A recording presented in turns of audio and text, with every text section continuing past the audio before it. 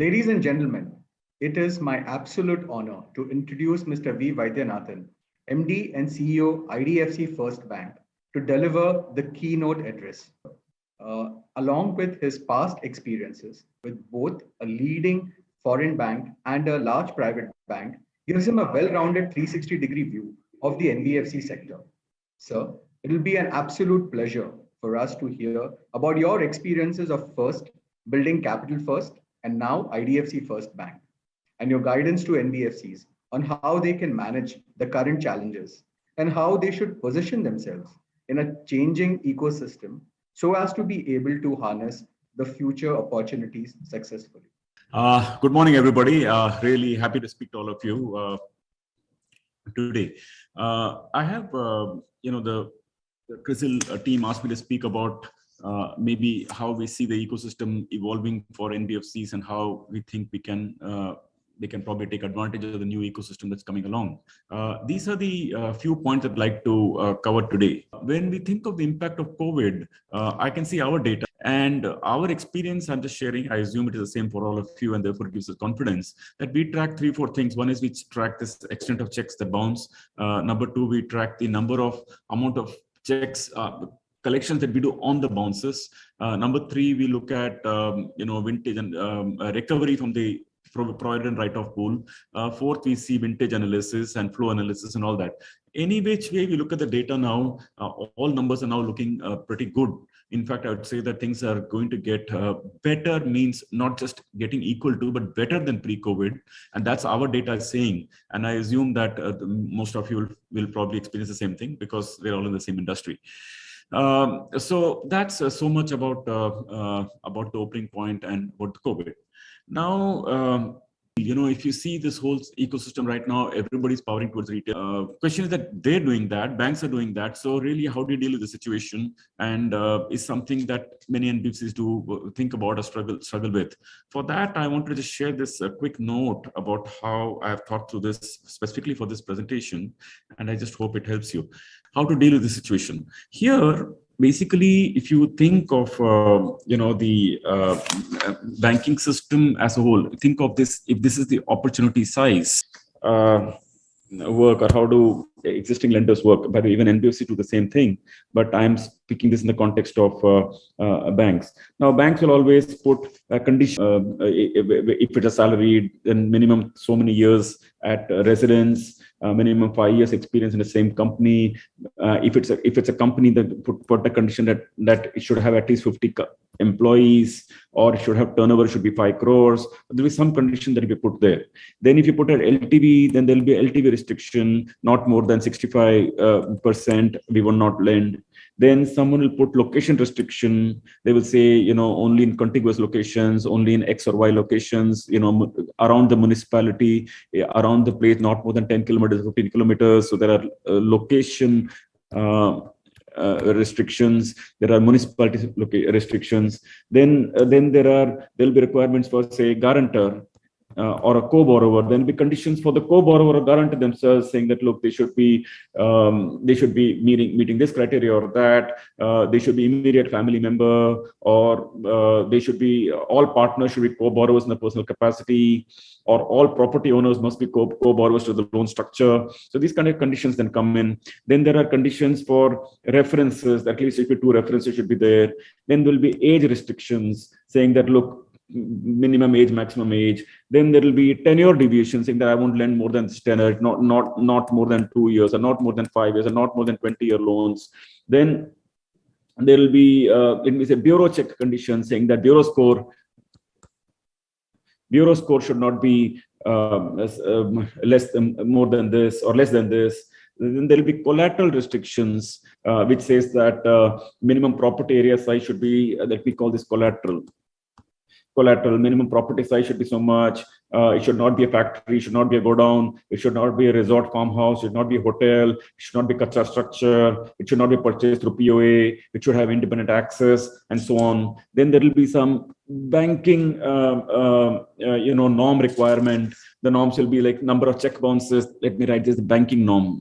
Number of check bounces should not be more than this, or average bank balance should be at least so much. Then there will be legal norms. which will probably say that title search for 13 years I'll check, or title set for 30 years I'll check in case of plot. Then there will be a technical clearance requirement, that MODT requirement should be such, legal license document should be there, site photograph should be there, site check should be there, maybe even signature proof of tenant should be there, maybe in laminated property document are not permitted, and so on and so forth. These could be technical reasons. Then there'll be income requirement, saying that. Then there'll be FOIR requirements. So then there's some scorecard will do some rejection. So basically, when you think about it, for some reason or the other, things do get rejected, and what really gets done is only this much.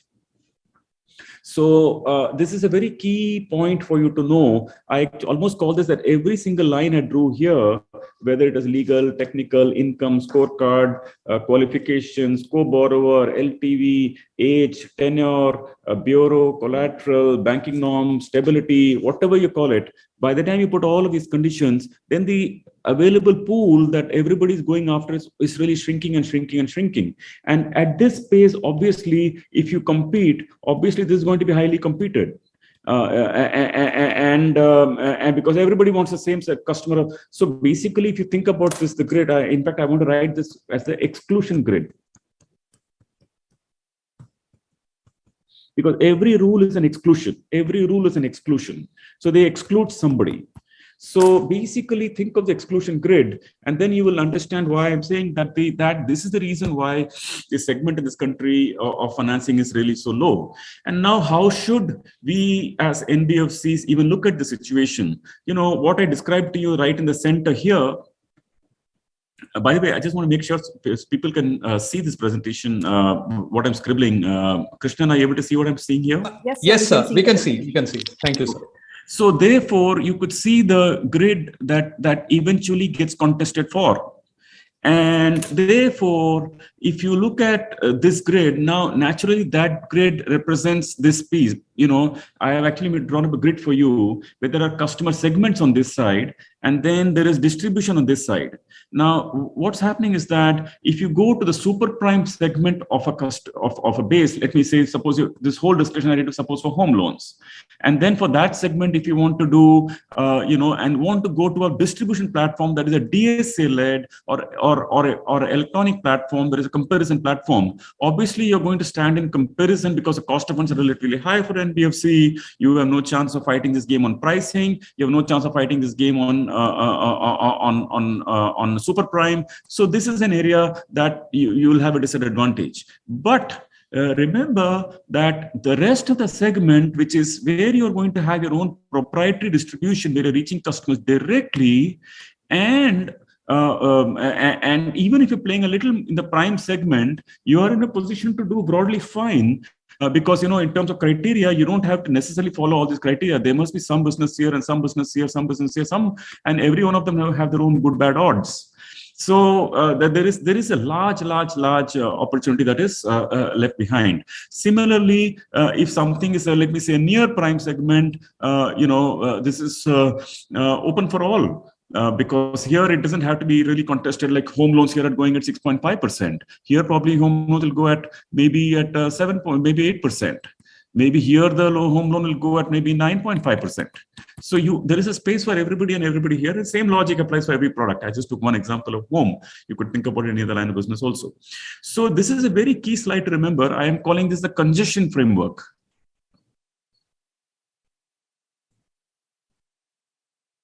So think of the congestion framework and think of the exclusion grid or exclusion framework. So exclusion framework, when you combine that with the exclusion framework, gives you the scope of the opportunity, and the congestion framework gives you the sense of opportunity of where to play. And I do think that there is a really, big game. I can just say that because of this exclusion grid problem, I want to show some numbers to you.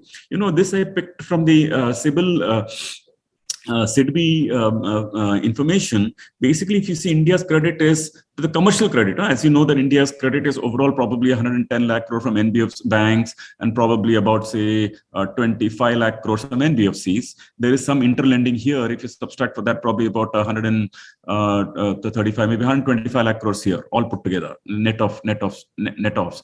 Out of that, 75 lakh crores commercial lending, and out of that, 54 lakh crores is to large corporates greater than 50 crore. Maybe some NBFCs do that business, but I'm not referring to that.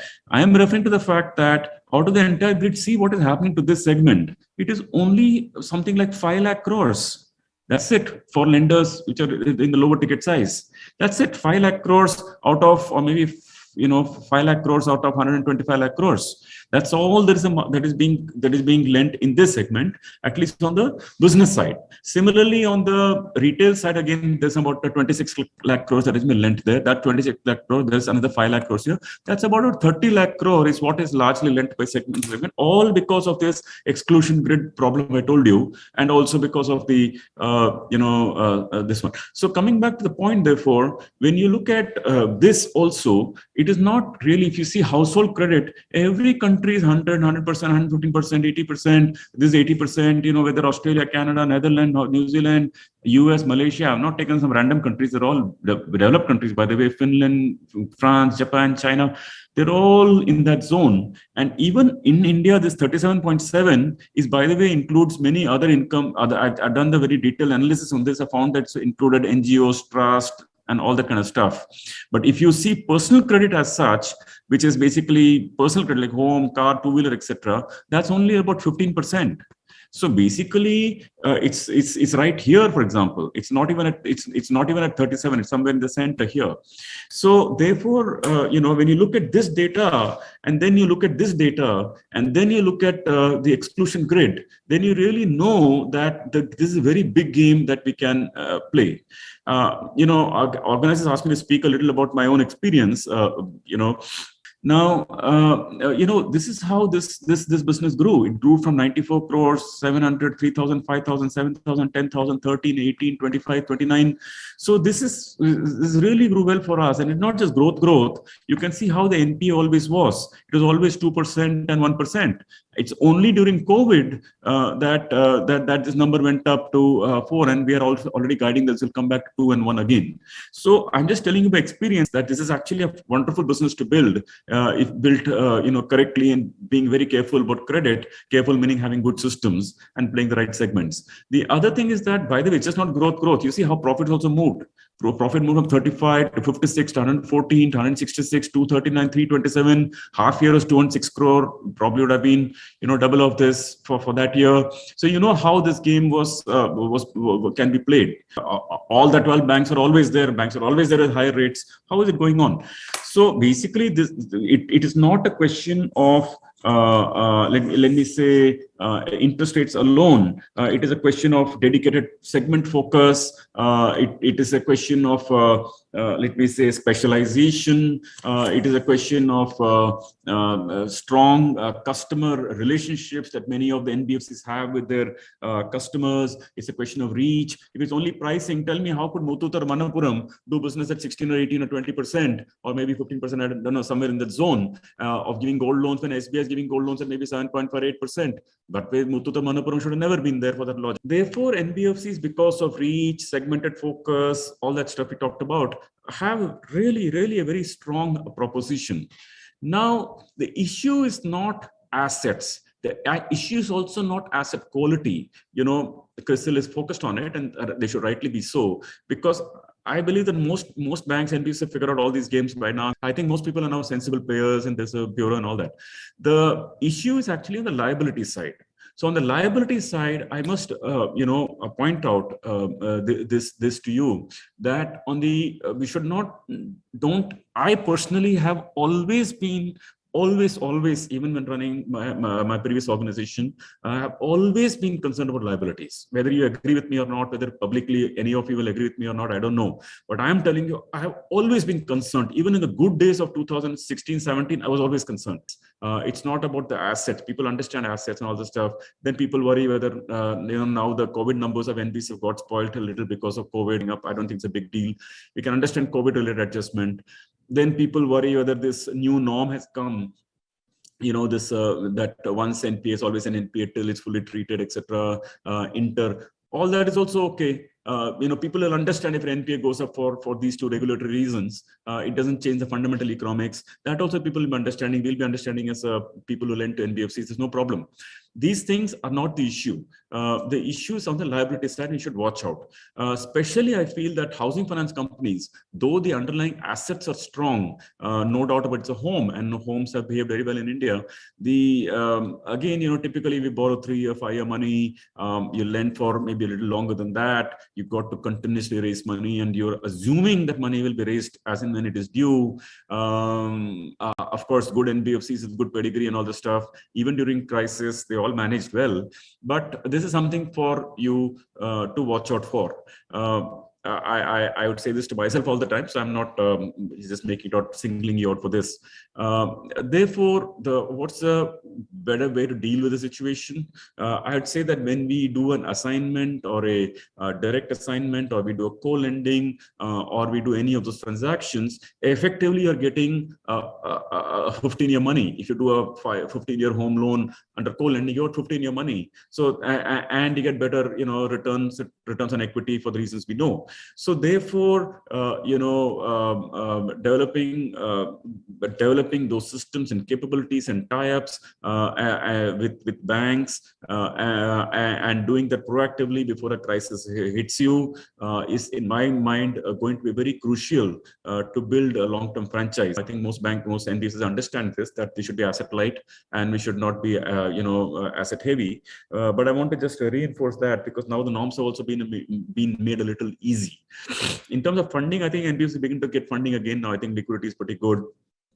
And from the companies we talk to generally, I think people are broadly okay. On our part, we are significant lenders to NBFCs, even from a previous avatar as Capital First. We had a rating arbitrage. We were rated higher and we could borrow at cheaper rates and we could lend to other NBFCs. And I never really saw pure NBFCs as competition. Even today, I never see NBFCs as competition. I always focus on India is so big. I told you how I showed in the map, right? I told you about 70-75 lakh crores. By the way, 70-75 lakh crores is the organized known market. If you go by the larger grid I painted out there, probably it'll be 3-4 times that size in terms of demand. So I always see it's such a big market. I really don't think there's competition, etc.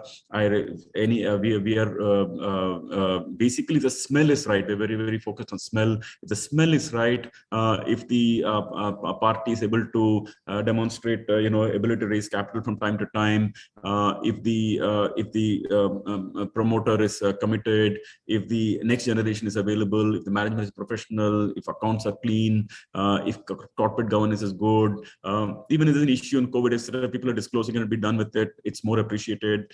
So the point is that if these things are okay, frankly, I feel it's good, and we are quite happy, and we've been doing this for like 10 years, so it's not something new.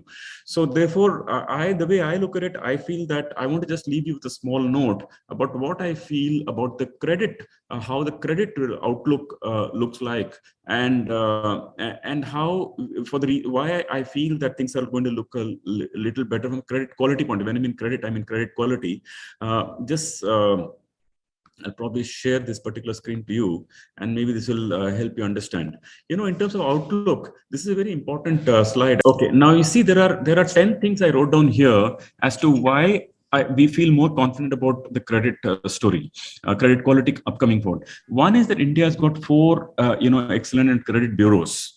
This makes a big difference because people do care about their credit record. Number 2, diversified NBFCs have between 10 to 15 lines of businesses. And that also is a bit diversification among businesses. Even specialized NBFCs are diversified across millions of customers. It's another separate point, but important point.